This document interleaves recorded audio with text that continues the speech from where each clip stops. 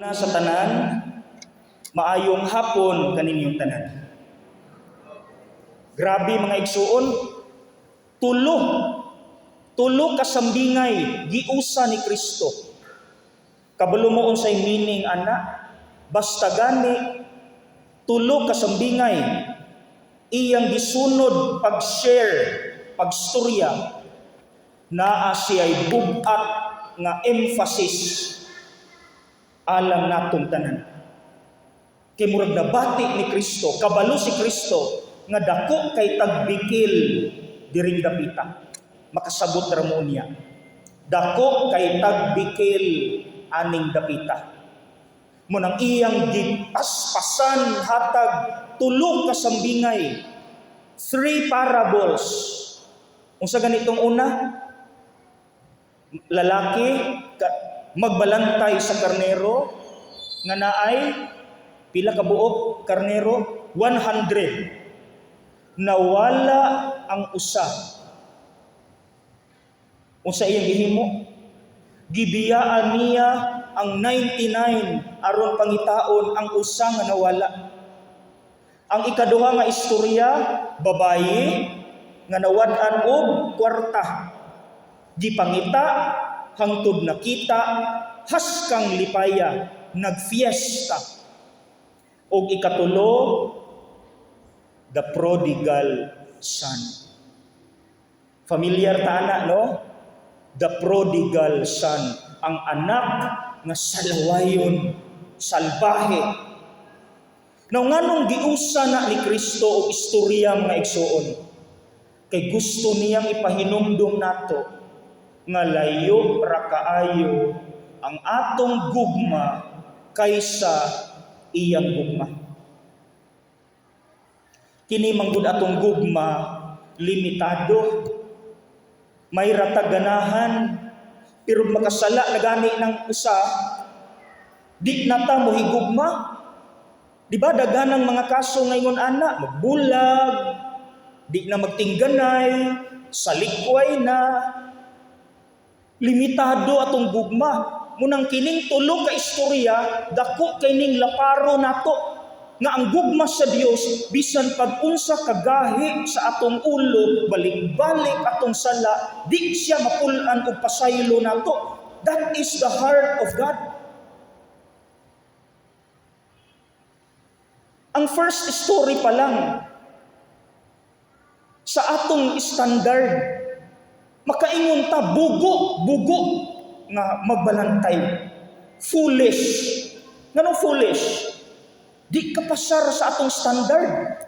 Imagine 100 ka karnero nawad-an og usa. Imagine gibiyaan ang 99 aron pangitaon ang usa. Binugo. Kay ang ato amang God, bahala na nang usa, naapabitaw ko'y 99 dire. Natanawa ra ng klases gugma lagi nato lagi. Basta mawala, pasabdi na lang na. Pero ang Ginoo lahi, wa man mo nagbinuang diha 99, biyaan ta mo kay kini akong concern. Pangitaon ko ni, kay pinangga ko ni. Bisag nawala ni. Maunang pagkakita niya sa nawala na karnero, katong tawo, pirti niyang lipaya, nga iyang gi-invite iyang mga friends, mag-fiesta ta, kinakitaan akong karnero. That is the heart of God. Dili na ko sa ikaduha kay parihara sa una, diri ko sa ikatulo, the prodigal son. Now, samtang gayaw-yaw ko diri, please identify yourself nga kita tong anak nga selbahis. Okay? Kita to, ang manghod, kita. Unsay nahitabo? Naay amahan nga naay duha ka anak nga lalaki. Ang lalaki nga magulang buutan, ang manghod maoy salbahe. Kita na. Usa ka adlaw ni ana, ang anak nga salbahis giingnan iyang papa.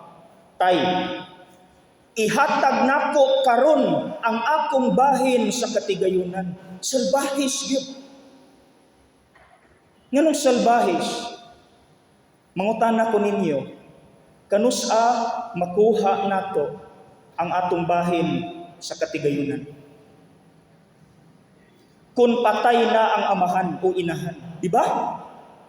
Pero diri sa istorya, buhi pang dako ang amahan, di pangayuan nas bahin sa anak. Kung ikaw amahan, dako kay itong insulto. Pwede unta siyang moingon, wa kay batasan ha, buhi pa ko, imo na kong giisip na patay. Di ko muhatag, pero unsay giingon sa ebanghelyo? Naabay pagpangasaba ang amahan? Wala. Unsay giingon? Gibahin sa amahan ang katigayunan. Mga igsoon, nang libaw akong balhibo ani. Gugma sa Dios. Nga bisan unsa ta kasalbahis, si Lord mo'y ni-adjust nato kay gihigugma ta niya. Mga igsoon, ingon anak kabugo mo higugma ang Ginoo. Nga dili naman unta kaangay higugmaon kay balik-balik stubborn ta ba? Gahit tag-ulo, pero basta gani gugma ang hisgutan, buang kasta ng buang muhigugma ang Dios. Foolish kaayo. Imagine, gihatag ang katigayunan nga walay daghang istorya because the Father loves His Son very much. Sunod, grabe kasalbahin ng pataa. Pagdawat niya sa iyang bahin, sa gihimo niya, niadto siya sa layong dapit. Giwaldas niya ang kwarta sa bisyo binuang hangtod na hurot ang tanan. Timing pagyod nga didtong dapita na ay kagutom. So napubre gid siya kayo. Ug mauto nang apply siya trabaho, ang gihatag na trabaho sa iyaha tigpakaon og baboy. Gutom kay siya. As in, gutom kay siya. Gagusto na siyang mukaon sa pasaw. And then, he realized and he decided muuli siya sa iyang amahan. Now, pause. Mangutana ko. Sa inyong tanaw, mangutana ko ha, sa inyong tanaw, katong desisyon sa bata, sa batanon, nga muuli sa iyang amahan, tininuod ka hato? Sinsiro na kato nga mubag-o, muuli ko kay magbag-o nako. Now, mutubag ko ha, I hope you are still following. The answer is no. Nganong no? Mangutana ko ninyo, binasi sa istorya, kanusa siya ni decide nga muli. Unsa iyang debate? Gigutom siya. Therefore, ang iyang pag-uli is not because gusto kong magbago, kung dili kay gusto ra kong mukaon pagkaway batasan. Wa siya'y plano magbago. Muuli lang siya kay haska ng gutuma. Sunaa pa niya ang kabati sa batasan. Iyang uwaton iyang tatay. Unsa may ebidensya nga iyang uwaton iyang tatay? Naghimo og script. Unsa tong iyang script? Murag iyang una-una ba? Uwaton ako to sa tatay kay manggiloyon, akong hilang-hilakan og luha nga baligduha og tunga. Hilakan ako, dayon magdrama ko, then ang akong istorya, dara-dara oh, tay, uy, lamig kay kusion. Tay, nakasala ako sa Dios ug kanimo, ayaw na ko tawga nga imong anak, tawga na lang ako. Isipan na lang ako nga imong sulugoon.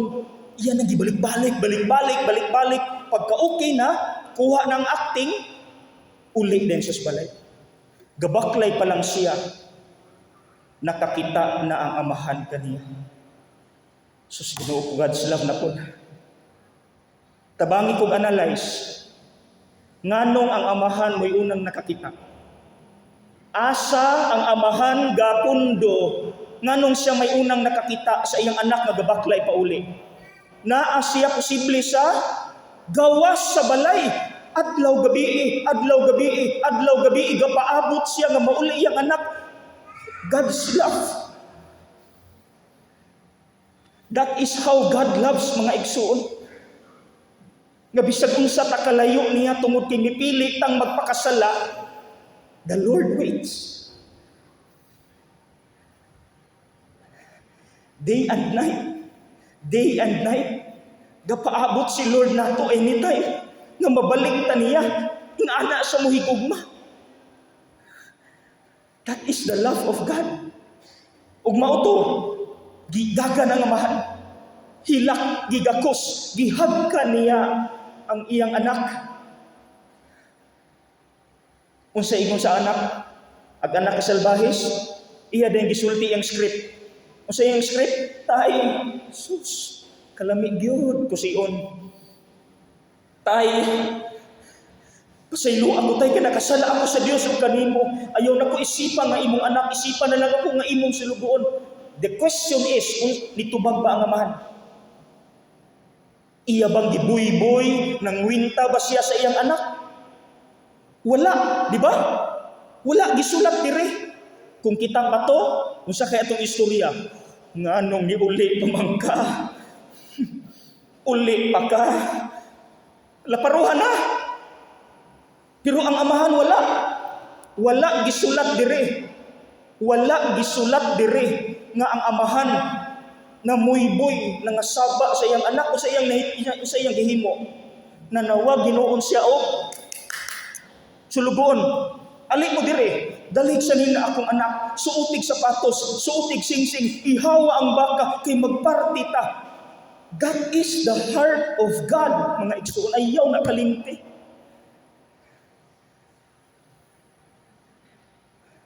Muna ako hangyo, sugod karon ha, sugod karon sa inyong pagampo, ayaw yun kalimot pagsulti, salamat Lord. Mga makasasala kitang dagko, pero di yun mo tagam ang Diyos nato. Mo pasaylo gid siya no matter what. Kay what matters is, I love you, my son, my daughter. Bahala kung sa imong gihimo, I don't care. Ang importante nga, nakit-an ka nako, nalipay nako. Ingon ana mo higugma ang Dios mo ng mga igsuon sa imong prayer. Pasalamat gyud ni Lord. Lord, salamat gyud Lord. Nga bisag gahi kog ulo Ginoo, makasasala kay kung dako Ginoo. Dili ka mo tagam nako, kanunay kang nagpasaylo Ginoo. Munang mga igsoon mo tapos ko sa wali na ako'y ibilin na question para nakong tanan. Human sa inyong nadungog ba? Human sa nadungog niya nato nga pasaylo sa Dios bisan paggabalik-balik atong sala wala siya mapuli. Mangutan ako, nganong maglisod manggihapon tagpasaylo sa akong kontra? Nga una sa tanan, ipasaylo man ta.